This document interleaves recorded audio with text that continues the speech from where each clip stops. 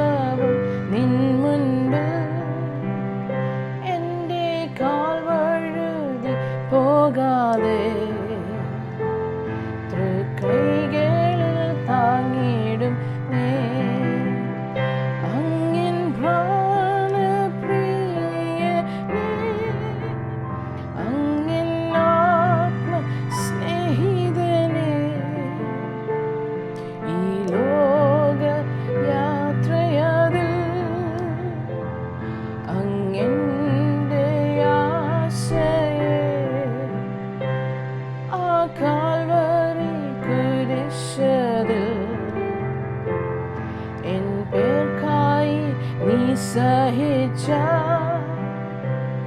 ആവേദന ഓർത്തിടുമ്പോൾ N കണ്ണുകൾ നിറഞ്ഞിടുന്നേ. അങ്ങൻ പ്രാണപ്രിയനേ, അങ്ങൻ ആത്മസ്നേഹിതനേ, ഈ ലോകയാത്രയതിൽ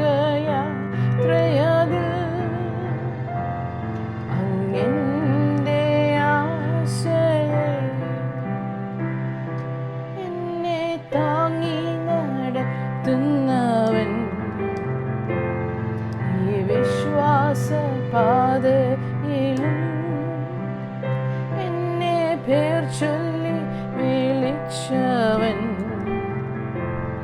എൻ ആത്മനാഥൻ അങ്ങല്ലോ. അങ്ങൻ പ്രാണപ്രിയനേ, അങ്ങൻ ആത്മസ്നേഹിതനേ, ഈ ലോകയാത്രയതിൽ അങ്ങന്റെ ആശയെ എന്നെ സ്നേഹിച്ച യേശുവിനാ ഒരായിരം നന്ദി ചൊല്ലാം. എൻ്റെ കണ്ണുനീർ തുടച്ചതാ എൻ ആത്മസഖി അങ്ങല്ലോ. അങ്ങൻ പ്രാണപ്രിയനേ, അങ്ങൻ ആത്മസ്നേഹിതനേ, ഈ ലോകയാത്രയതിൽ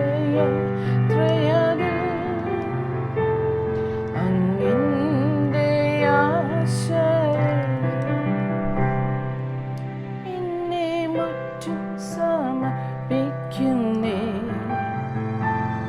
എൻ സർവസ്വവും നിൻ മുന്നിൽ എൻ്റെ കാൽ വഴുതി പോകാതെ തൃക്കൈകളിൽ താങ്ങിയിടുന്നേ. അങ്ങൻ പ്രാണപ്രിയനേ, അങ്ങൻ ആത്മ സ്നേഹിതനേ, ഈ ലോകയാത്രയതിൽ അങ്ങെൻ്റെ ആശ്രയം.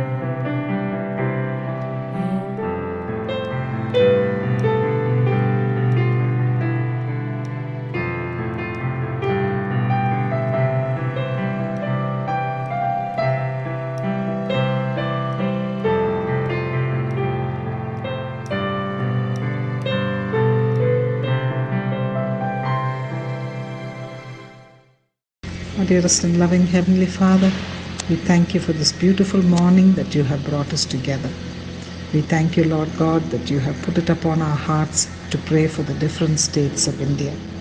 Lord, your word says in 2 Corinthians 4:6, "For God who said, 'Let light shine out of the darkness,' made his light shine in our hearts to give us the light of the knowledge of God's glory displayed in the face of Jesus Christ."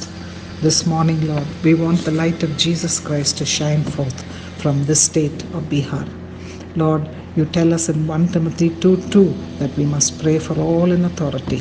So we pray, Father, for Chief Minister Shri Nitish Kumar and the coalition cabinet that he heads in Bihar. Father, we pray that this cabinet will be just and righteous and non-biased in all the decisions that they make for the state of Bihar and its people. Father, we also want to bring before you the churches and the believers.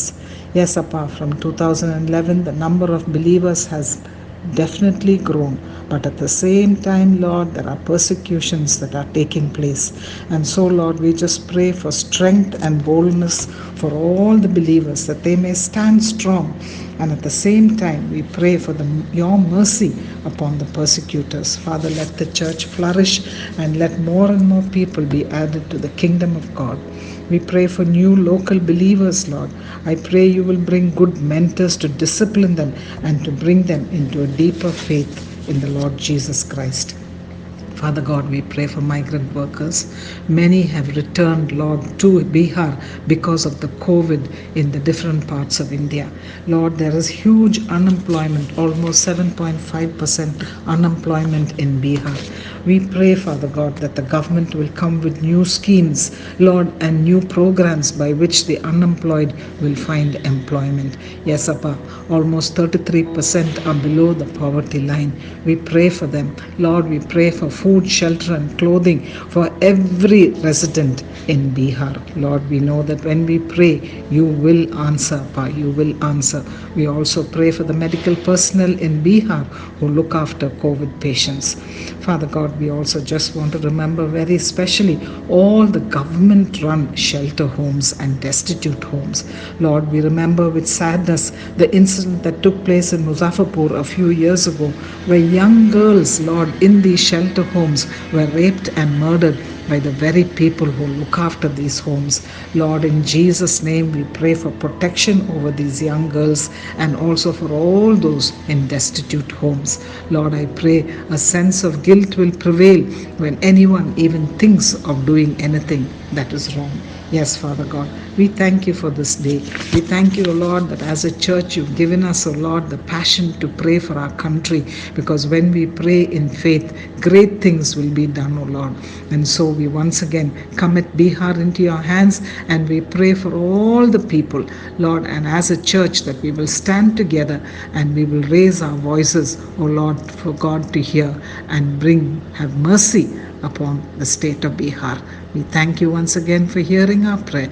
We bless you, Lord. We love you, Lord. In your matchless and mighty name we pray. Amen. Amen. കർത്താവിൽ പ്രിയരെ, ആദ്യമായിട്ടാണ് ഞാൻ എക്സോഡസിൻ്റെ മുൻപിൽ ഒരു ചെറിയ മെസ്സേജുമായിട്ട് നിൽക്കുന്നത്. അതിനെനിക്ക് അവസരം തന്ന നമ്മുടെ പ്രിയപ്പെട്ട എബി പാസ്റ്ററിനും ലാൽ പാസ്റ്ററിനും ഞാൻ നന്ദി കരയറ്റുന്നു. ഞാൻ ആദ്യം എന്നെ ഒന്ന് പരിചയപ്പെടുത്താം. ഞാൻ ഡോക്ടർ ചലംദാസ്. ഞാൻ സൺറൈസ് ഹോസ്പിറ്റലിലെ കൺസൾട്ടൻറ്റ് സൈക്യാട്രിസ്റ്റാണ്. എൻ്റെ ഭാര്യ ഡോക്ടർ പത്മജ. എനിക്ക് 3 കുട്ടികളാണുള്ളത്: സാറ, ഡാനിയൽ, ജോയൽ. ഞാൻ സൈക്യാട്രിസ്റ്റ് ആയതുകൊണ്ട് എൻ്റെ ആദ്യത്തെ ടോക്ക് മനസ്സിനെ പറ്റിയാകാം എന്ന് തീരുമാനിച്ചു. എൻ്റെ ആഗ്രഹം ഞാനത് ദൈവത്തോട് അറിയിച്ചു. ദൈവം അതിന് അനുഭവപൂർണ്ണമായ മറുപടി നൽകിയത് കൊണ്ടാണ് ഞാൻ ആ വിഷയമായിട്ട് മുന്നോട്ട് പോകുന്നത്.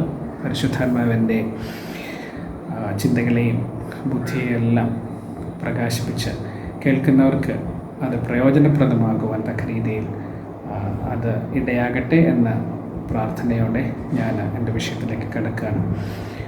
മനസ്സ് എന്ന് പറയുന്നത് സയൻസിന് എന്നും ഒരു പിടികിട്ടാത്ത സംഗതിയായിട്ടാണ് ഉള്ളത്.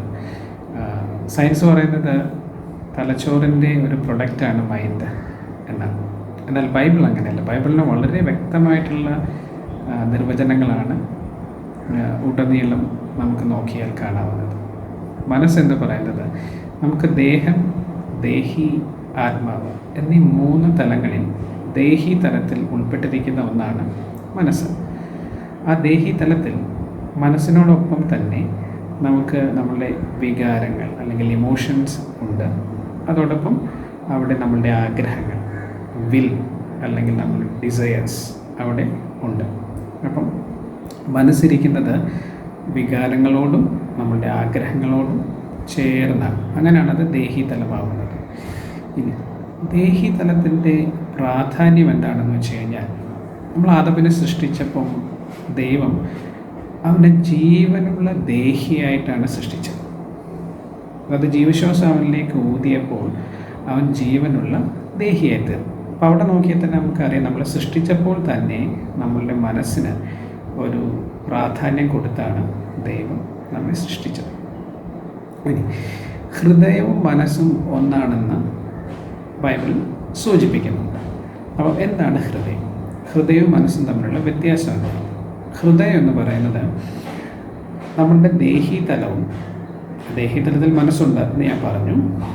ദേഹീതലവും നമ്മുടെ ആത്മാവിൻ്റെ 3 തലങ്ങളിലൊന്നായ 3 ഭാഗങ്ങളിലൊന്നായ മനസ്സാക്ഷി കൂടെ ചേരുമ്പോഴാണ് നമുക്ക് ഹൃദയമാകുന്നത്. അതുകൊണ്ടാണ് ഹൃദയവും മനസ്സും ഒന്നായിട്ട് ഇരിക്കുന്നത്. അപ്പം ഈ ഹൃദയത്തിലെ ചിന്തകളെയാണ് നമ്മളുടെ പിതാവ് എപ്പോഴും ആരായുന്നത്.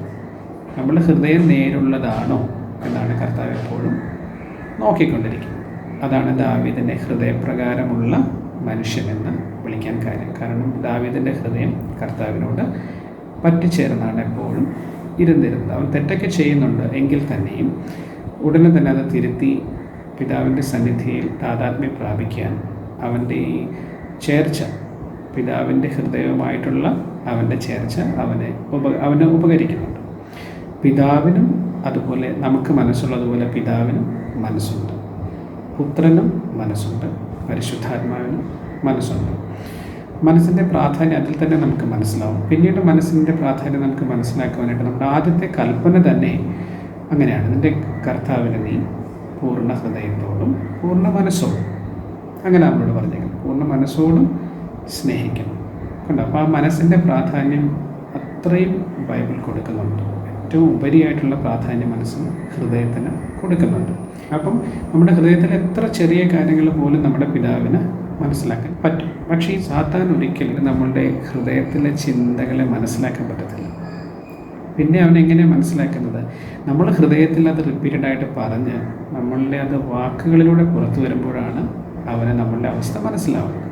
അപ്പം സാത്താൻ അത് കേട്ട് അവൻ കടന്നു വന്ന് നമ്മുടെ ജീവിതത്തിൻ്റെ എല്ലാ കാര്യങ്ങളെയും തകിടം മറിച്ച് നമ്മൾ എന്താണോ അന്നേരം പറഞ്ഞുകൊണ്ടിരിക്കുന്നത് അതുപോലെ നമ്മുടെ ജീവിതത്തിലാക്കി നമ്മളെ ഡിപ്രഷനിലോ അല്ലെങ്കിൽ ടെൻഷനിലോ ഒക്കെ ആക്കി നമ്മുടെ രക്ഷ ഇല്ലാതാക്കത്തക്ക രീതിയിൽ അവൻ പ്രവർത്തിക്കും. ഇനി അടുത്തത്, നമുക്ക് ആത്മീയ മനുഷ്യൻ ഉണ്ട്, ജഡമനുഷ്യനുണ്ട് എന്ന് നമുക്ക് അറിയാം. അതായത് ആത്മമനുഷ്യനും ജഡമനുഷ്യനും. ഈ ആത്മമനുഷ്യൻ ജഡമനുഷ്യനും തമ്മിൽ ഒരു പോരാട്ടം നടക്കുന്നതായി നമുക്കറിയാം.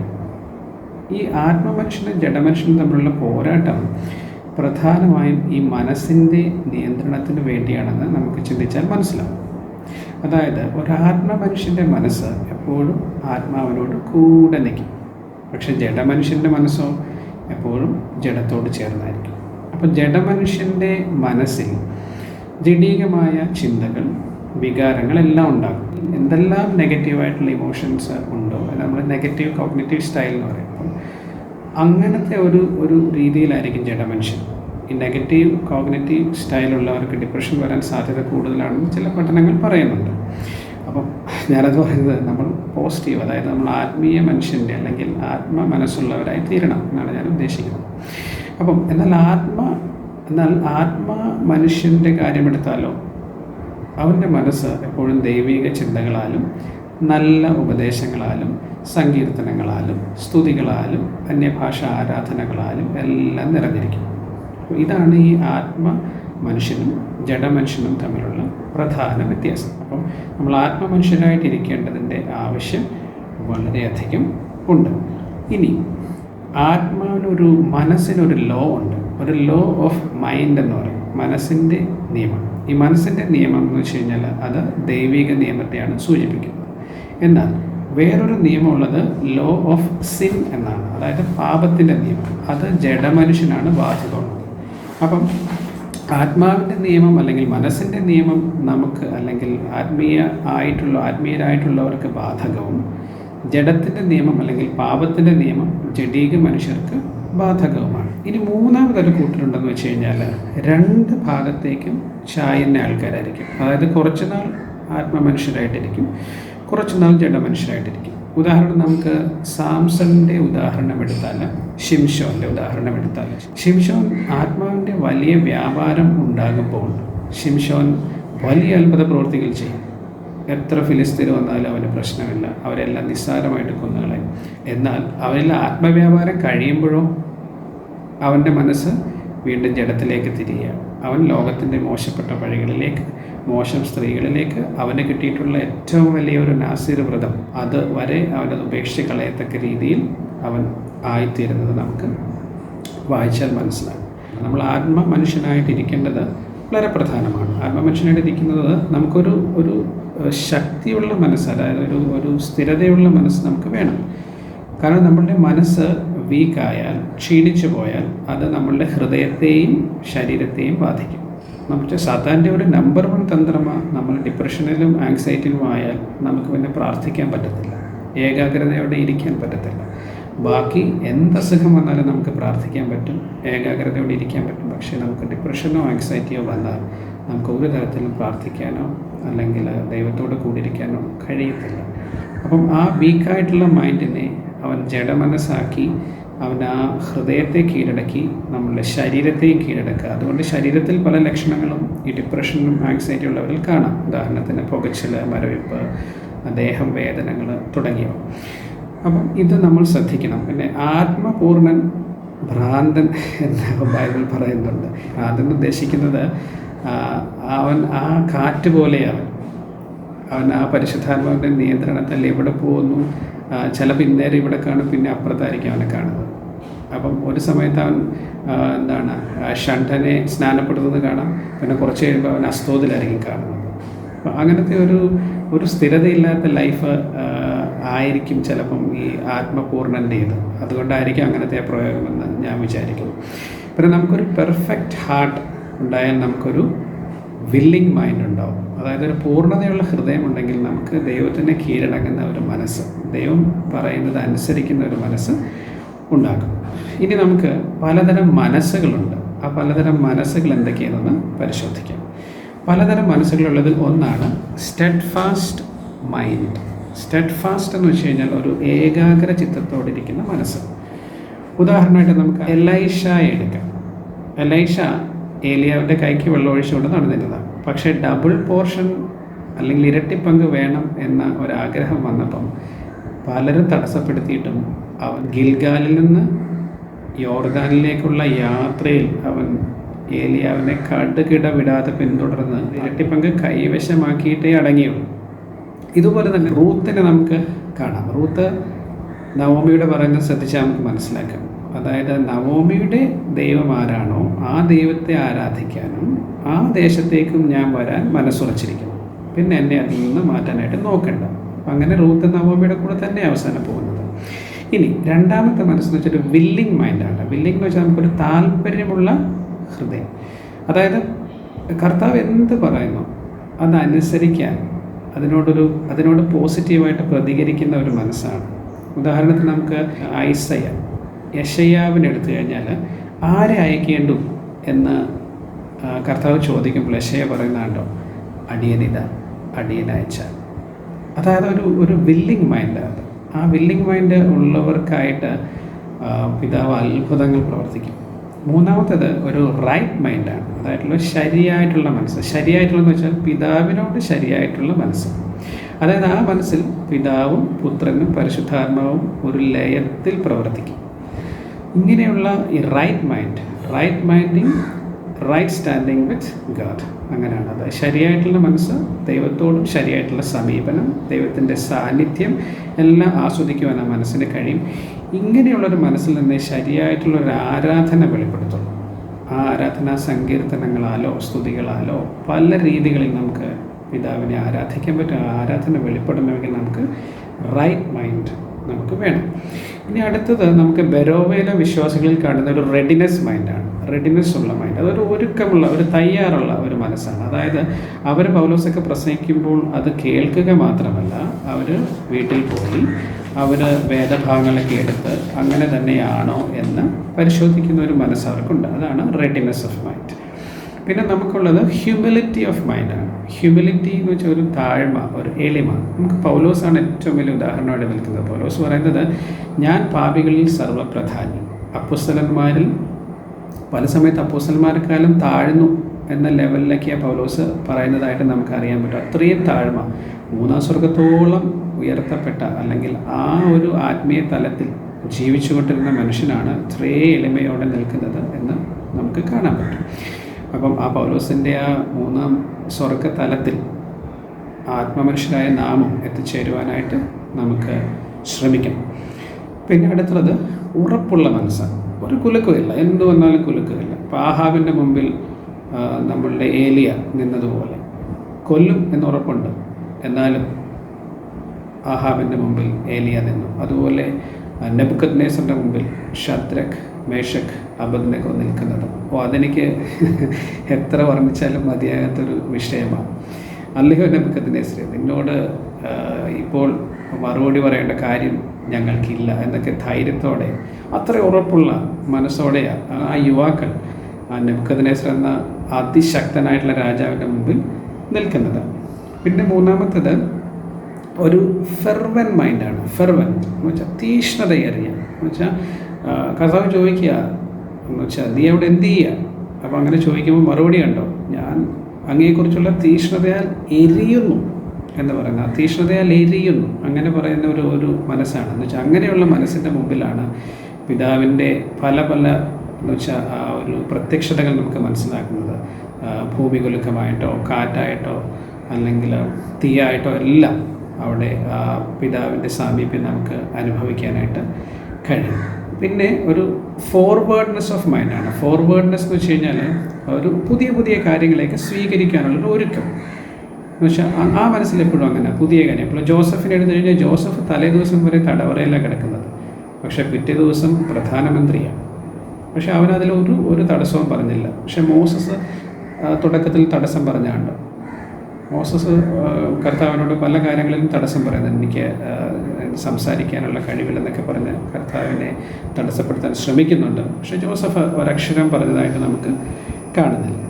പിന്നെ ഒരു ലോവ്ലിനെസ് ഓഫ് മൈൻഡ്. ലോവ്ലിനെസ് എന്ന് വെച്ചാൽ വീണ്ടും ഒരു എളിമയും താഴ്മയുള്ള മനസ്സ്. അതായത് ആ മനസ്സ് മറ്റുള്ളവരെ ശ്രേഷ്ഠരായിട്ട് കാണാൻ കഴിവുള്ള ഒരു മനസ്സാണ്. പിന്നെയുള്ളത് പൂർണ്ണതയുള്ളൊരു മനസ്സാണ് ബൈബിൾ പറയുന്നത്. അത് നമുക്ക് മോസസിൽ കാണാം. മോസസിൻ്റെ മനസ്സ് നമ്മൾ നോക്കിയാൽ പൂർണ്ണതയുള്ള മനസ്സായിരുന്നു. കാരണം ഏറ്റവും സൗമ്യനായിരുന്നു. അത് മാത്രമല്ല ദൈവത്തിൻ്റെ സന്നിധിയിൽ 80 ദിവസത്തോളം ഇരുന്ന് ലോകത്തിൻ്റെ ആരംഭവും അത് തുടങ്ങിയുള്ള സകല കാര്യങ്ങളും എഴുതി വയ്ക്കാൻ തക്ക രീതിയിൽ അത്രയും വെളിപ്പാട് കിട്ടിയ ഒരാളാണ് മോസസ്. അതുപോലെ തന്നെ നമുക്ക് അപ്പോസ്തലനായ യോഹന്നാൻ. യോഹന്നാൻ എന്ന് വെച്ചാൽ ദൈവത്തോട് ചേർന്ന്, ആ ഹൃദയത്തോട് ചേർന്ന്, ആ മനസ്സിനോട് ചേർന്ന് വസിച്ച ഒരാളാണ്. അതുകൊണ്ട് വെളിപ്പാടുകളെല്ലാം ജോണാണ് അല്ലെങ്കിൽ യോഹന്നാനാണ് കർത്താവ് കൊടുത്തത്. പിന്നെയുള്ളത് സുബോധമുള്ള മനസ്സ്.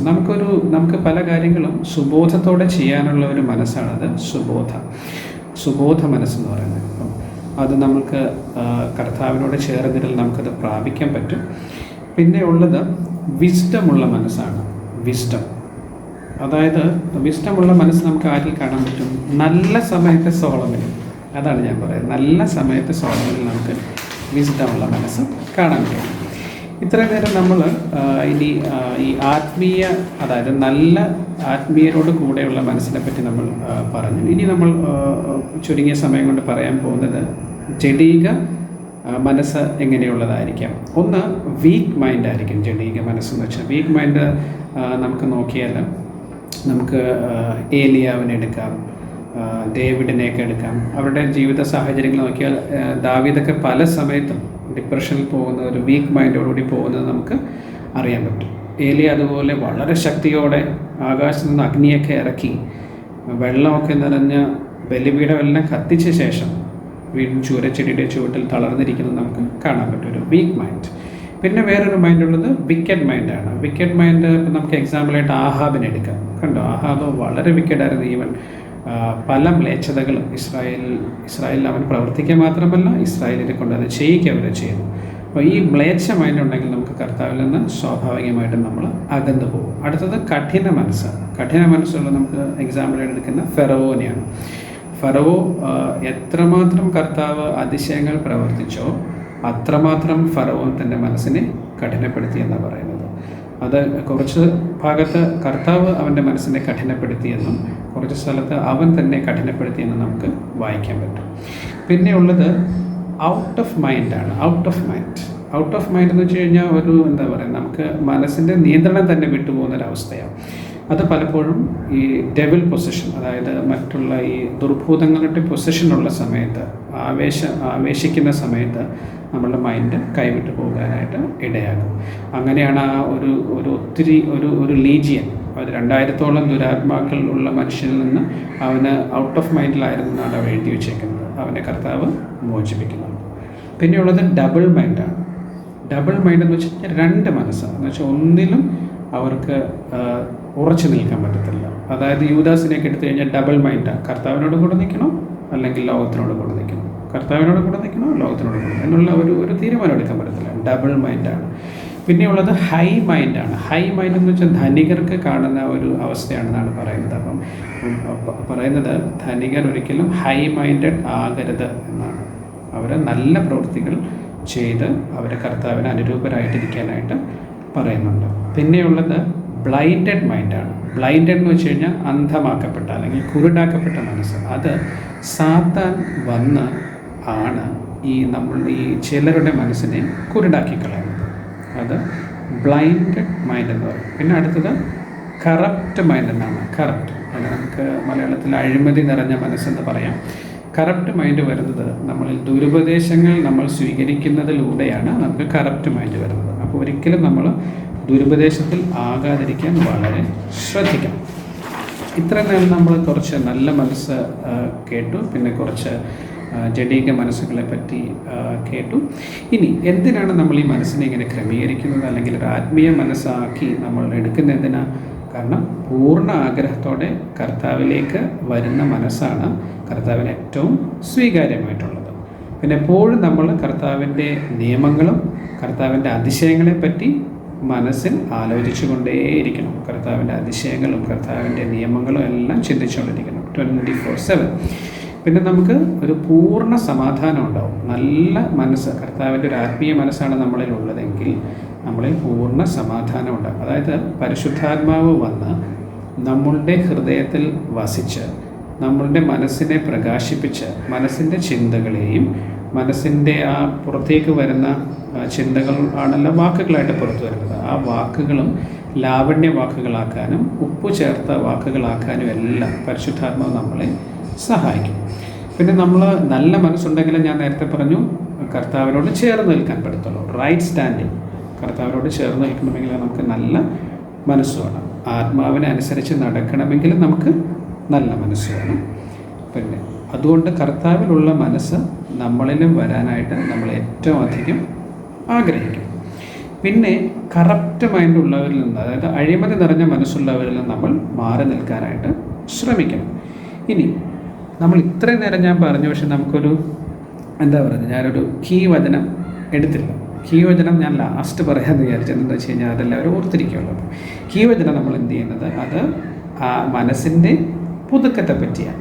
അത് നമുക്കറിയാം, റോമൻസ് 12:2. അതെല്ലാവരും പോയി വായിച്ച് അത് ഹൃദയത്തിൽ സംഗ്രഹിക്കുക. അതാണ് കീ വചനം, റിന്യൂവൽ ഓഫ് മൈൻഡ്, അതായത് ആ മനസ്സിൻ്റെ ഒരു പുതുക്കം. ഇനി ലാസ്റ്റ് ഒറ്റ കാര്യം കൂടെ പറഞ്ഞിട്ട് ഞാൻ അവസാനിപ്പിക്കുക. അത് വളരെ പ്രധാനമാണ്. എന്ന് വെച്ച് കഴിഞ്ഞാൽ ഒരു വിശ്വാസിയിൽ നല്ല മനസ്സ് തീർച്ചയായിട്ടും ഉണ്ട്.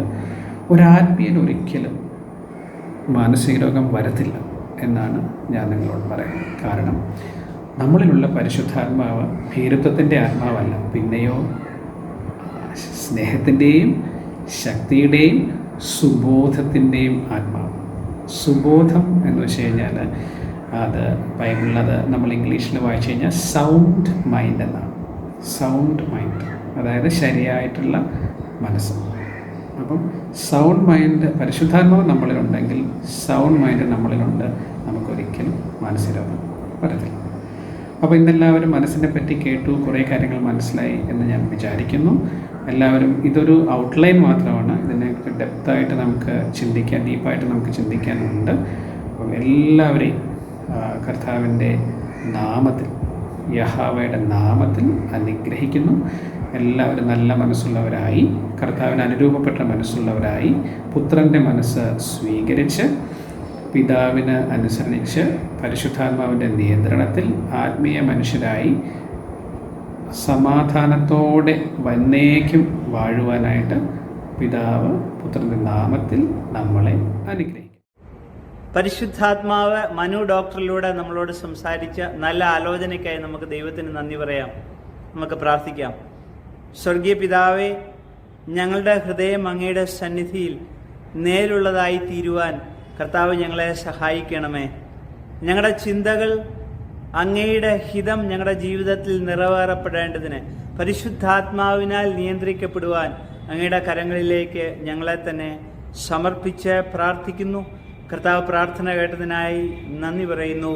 യേശുവിൻ്റെ നാമത്തിൽ തന്നെ ആമേൻ. നാളെ രാവിലെ 7 മണിക്ക് വീണ്ടും നമുക്ക് ഒരുമിച്ച് മോർണിംഗ് പ്രയറിനായി കടന്നു വരാം. God bless you.